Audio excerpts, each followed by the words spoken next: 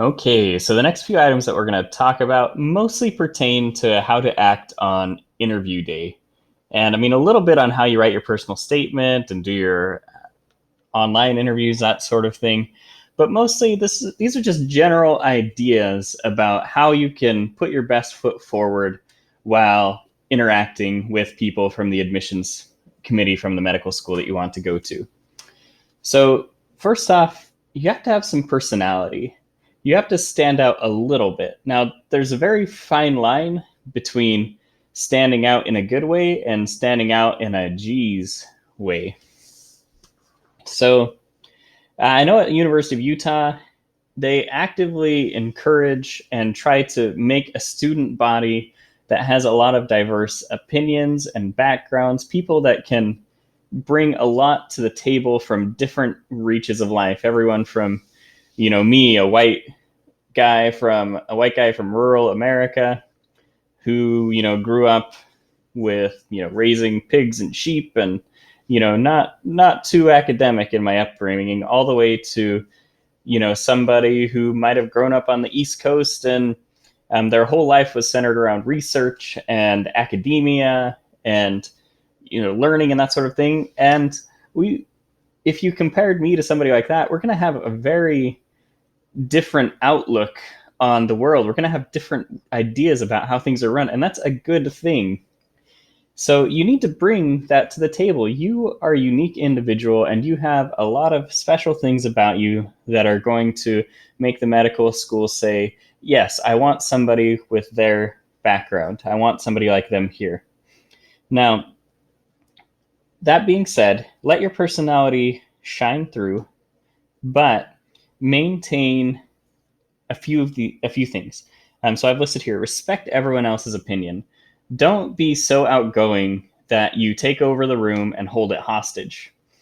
Don't dominate conversations. Like, there's nothing worse than having somebody who you're having a casual conversation with and they keep bringing it back to how awesome there is. You know the kind of person I'm talking about. You say, oh yeah, I spent spring break in Hawaii. And they're like, oh, Hawaii, that's nothing. I spent my spring break in Fiji and we did this and this and this and this and I am awesome. Don't be that person. Just be calm. Tell them about yourself, but do it in a way that's respectful. Try and ask a lot of questions to people. Show that you're truly interested in who they are, and be compassionate at all times. Now, you're going to get ethical questions thrown at you, whether it's in one-on-one interviews or whether it's in multiple mini interviews.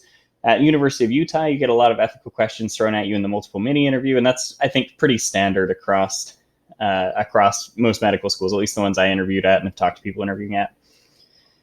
Now, these can be very tricky because it's easy to fall into the trap of picking one side or the other and drawing too hard of a line. Because what the school wants to know when they're asking you an ethical question, they don't care about your answer. These scenarios are designed so that there really isn't a right answer. They want to see how do you process this information? How do you go about answering? How do you go about taking this situation and using your own background, making a solution to it? Let me just give a quick example. There was an applicant who I was interviewing in the multiple mini interviews who was approached with a scenario.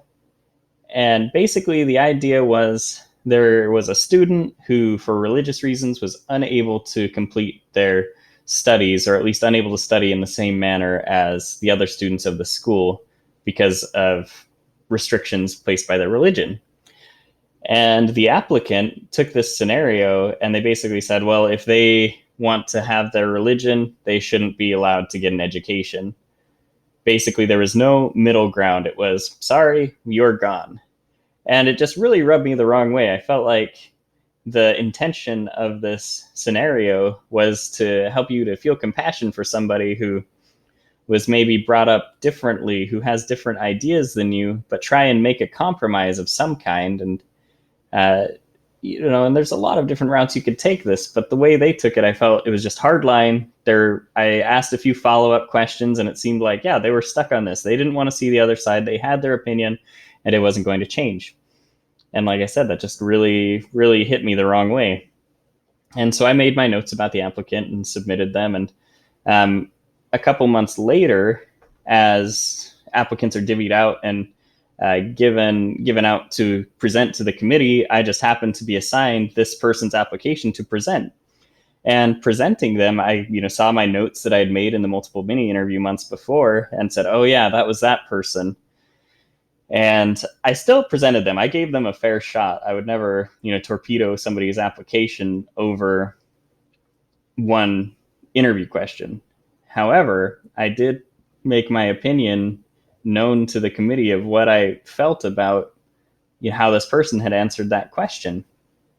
So I feel like it was just a lesson. Like you've got to play to your audience a little bit, and you have to be able to see both sides, and you have to be empathetic to all things, because when you're a physician, and I've experienced this a lot this year out in Rhode Island, you have to work with some people that you really don't want to work with, that you disagree with, and even patients that you don't necessarily even want to treat.